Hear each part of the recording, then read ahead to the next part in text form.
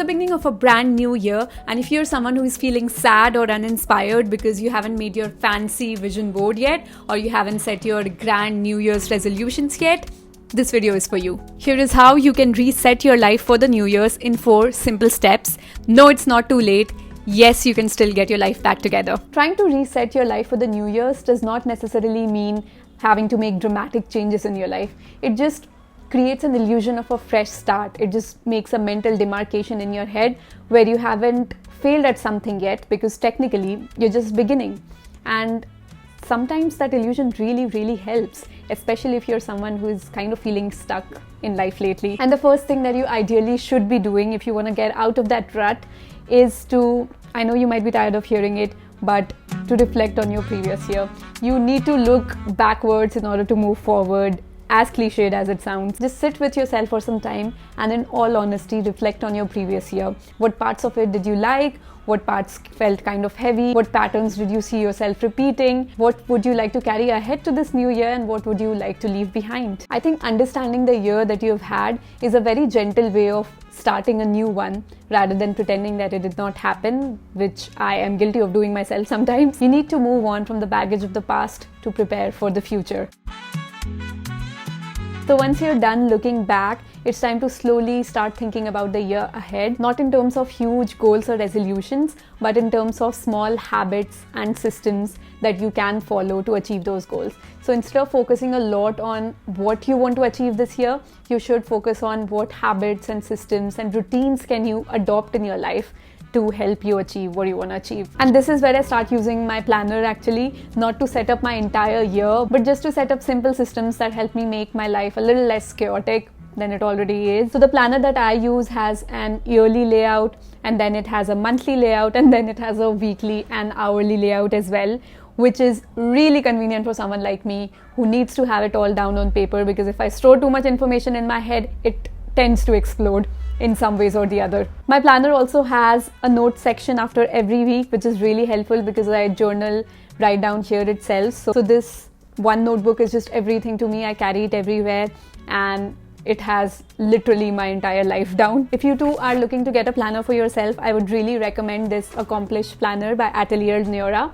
I am a huge fan of theirs. I've collaborated with them before. The notebooks are completely handmade with vegan leather, and the binding is really nice. The pages quality is top notch. It's amazing. It has a pen loop, it has a back pocket, it has 2 bookmarks, all great stuff. So if you want to get one of these for yourselves, I would attach the link in the description. You should definitely do it. And if you're not looking for a planner, if you're just looking for a notebook or a journal diary, you could also get one of those from their website.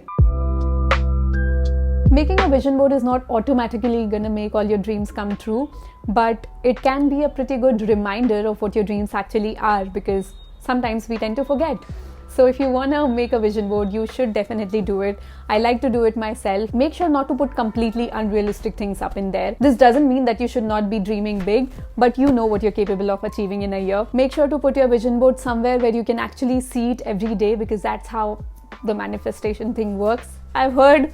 I like to personally put it in my journal or my planner itself, because that's the one thing that I will definitely look at every single day. But you can also put it on the wall in front of your bed if you're not embarrassed of your friends seeing it, or you can also put it inside your closet, which is hidden, so you don't have to be worried of somebody seeing it, but you still see it every day because you open your closet every day to get clothes.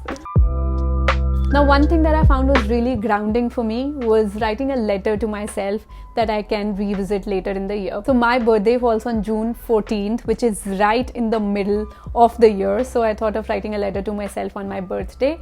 Not advice, not instructions, just like a half-yearly checkup and just reminders of what I wanted in the beginning of the year. I wrote about how I'm feeling right now, what I'm struggling with, what I plan to do. And I know what are the things I need to remember when I start feeling overwhelmed by life. And those are the things I wrote down in the letter for my future self. If you want to do this too, there's a really cool website where you can write a letter to yourself and they'll email it to you on whatever date you pick. But I wanted to be a little old school, and I am feeling the let's go back to analog media energy right now.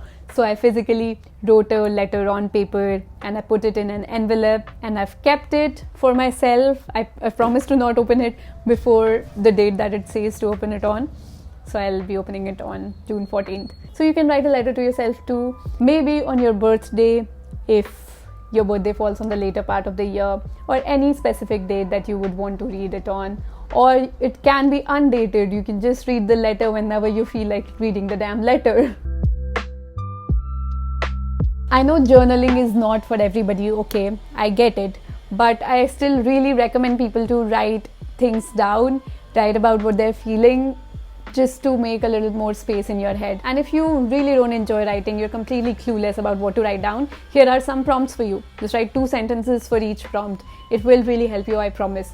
And if you still don't want to write, just get it out of your system through some other way. Talk to someone, talk to a friend, talk to anybody you feel comfortable with, or record yourself on camera. That works too. See, I don't think resetting your life at the start of the new year's has to be something very loud or very ambitious. It just means that you're being honest with yourself, planning lightly and gently, and giving yourself permission to figure things out as you go. I mean, honestly, you don't have to have everything planned out in your head right now. You're not gonna plan the next 365 days of the year right now. You have permission to slow down, you have permission to figure things out as months go by. But right now, it just feels nice to have the illusion that everything is in your control. And trust me, the middle of January is not too late to consider resetting your life. If 2 weeks of January have already passed, if the entire January has already passed, or if 2 months of January have already passed and you still haven't started working towards your goals, if you still haven't started doing things that you thought you would have started by now, it's okay. It does not mean that you've failed. It just means that you have delayed your plans a little bit. You did not want to start on January 1st. You wanted to start on January 15th. Nothing wrong with that. Get going, soldier. I'm proud of you. I know you can do it, because I really needed to hear that I can do it too. I wasted the first 10 days of this month, honestly. But I got a nose piercing. I think my year started off really lousy, and then I got a nose piercing, and then I thought, if I can bear the pain of a needle going through my skin and coming from the other way around, I can do anything. And that is the motivation, that is all the motivation that I needed. Go do something for yourself, give yourself a treat, and get your life back together, man. I know you can do it.